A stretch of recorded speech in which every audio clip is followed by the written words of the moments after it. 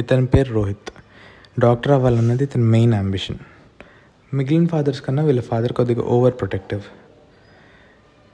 వీడికి ఫ్రీక్వెంట్గా టెస్ట్ పెట్టడం, ఒక టైట్ షెడ్యూల్ ప్రకారం నడిపించడం, ఒక టైం టేబుల్ వేసి దాని ప్రకారం చదివించడం, ఎక్కువ గైడ్ చేస్తూ ఉంటారు. మెడికల్ ఎంట్రన్స్ ఎగ్జామ్ క్రాక్ చేయడానికి లాస్ట్ 2 yearsగా చాలా కష్టపడ్డాడు. ఇంకో 2 daysలో నీట్ 2023.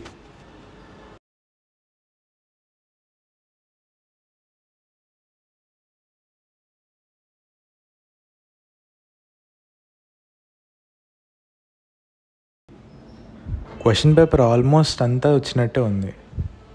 బట్ టైం మేనేజ్మెంట్ ఎలా చేస్తాడో చూడాలి. మిగిలిన వాళ్ళందరూ వాళ్ళ ప్రయత్నాల్లో వాళ్ళు ఉన్నారు. రోహిత్ మాత్రం వాడి ఎగ్జామ్లో మాత్రం ఇన్వాల్వ్ అయి ఉన్నాడు.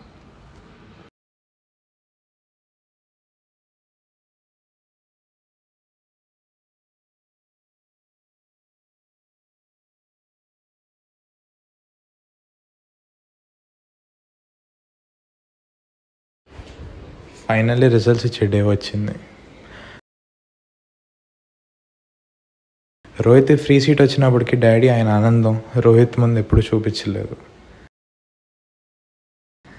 రోహిత్ వెళ్ళిపోయాక తన స్నేహితులతో ఇంకా 4 పంచుకున్నా.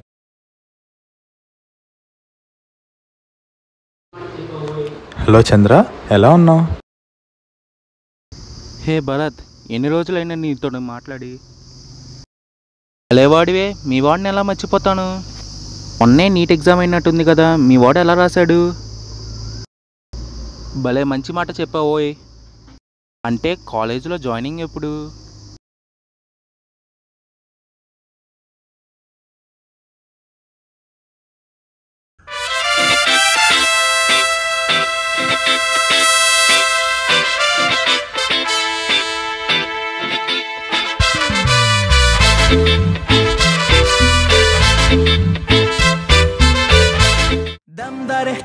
dum dare dum dare dum dare dum da dum dare dum dare dum dum dum dum dare dum dare dum dare dum dare dum da dum dare dum dare dum dum dum.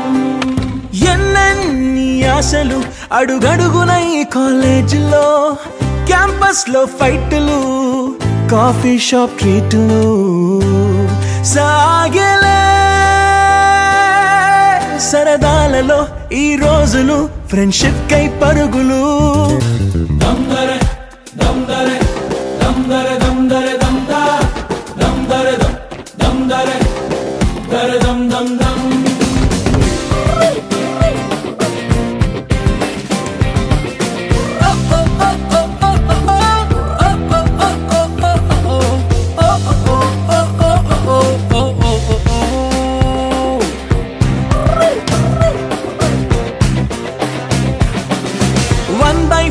కలిసింది స్నేహం canteen ఛాయిలా, attendance తగ్గిపోకుండా ఉందిగా proxy formula.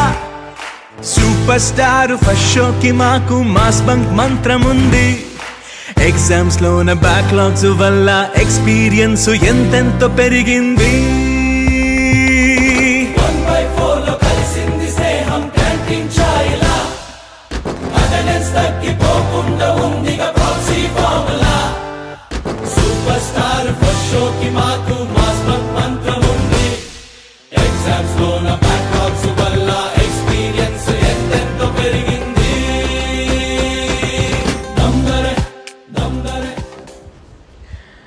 నెమ్మదిగా attendance తగ్గింది, క్లాస్లో games పెరిగాయి. రోజులు గడిచే కొద్దీ టీచర్ మాటలు కూడా లెక్క చేయకుండా పోయారు.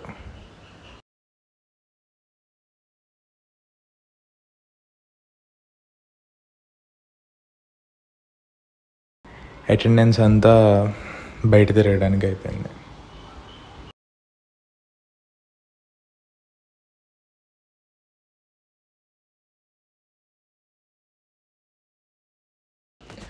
ఆటల్లో పడి గంటలు గంటలు క్యాంటీన్లోనే గడిచిపోయాయి. మెస్లో తినాల్సిన ఫుడ్ నెమ్మదిగా క్యాంటీన్లో జంక్ కింద మారింది.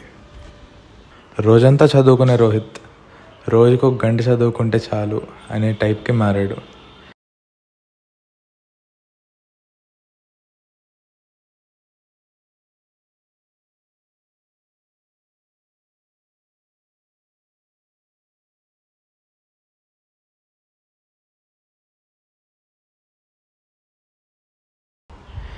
రాత్రిపూట స్టడీ అవర్లన్నీ సినిమాల కింద మారాయి.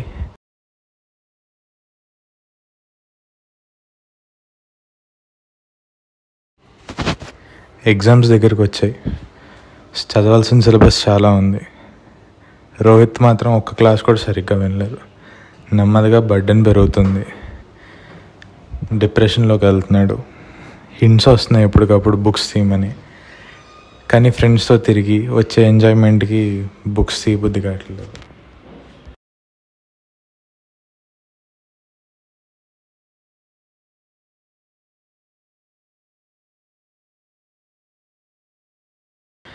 డాడీ ఫోన్స్ నెమ్మదిగా ఆన్సర్ చేయడం మానేశాడు.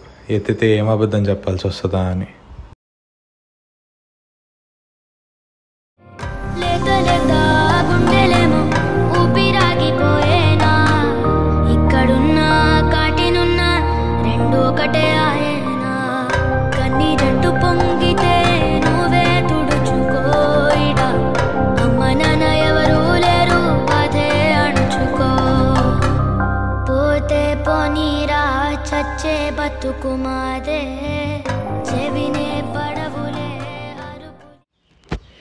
ఎన్నో రోజులు డాడీ దగ్గర నుంచి తప్పించుకొని ఫోన్ ఎత్తకుండా ఉండలేకపోయాడు. ఫైనల్లీ తిరిగి డాడీకి కాల్ చేశాడు. 2 వైపులు సైలెన్స్. ఏం చేస్తున్నావు అని అడిగితే అబద్ధం ఎక్కడ చెప్పాల్సి వస్తుందా అని రోహిత్. నేను అడిగితే ఏం చెప్తాడా అని భయపడుతున్న ఫాదర్. లోపల ఎక్కడో డాడీ నన్ను కంట్రోల్ చేశాడు ఇన్ని సంవత్సరాలు, ఫ్రీడమ్ లేకుండా పోయింది అని.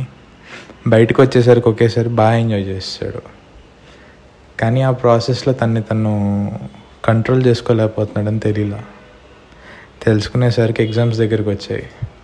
ఫుల్ డిప్రెషన్లోకి వెళ్ళిపోయాడు.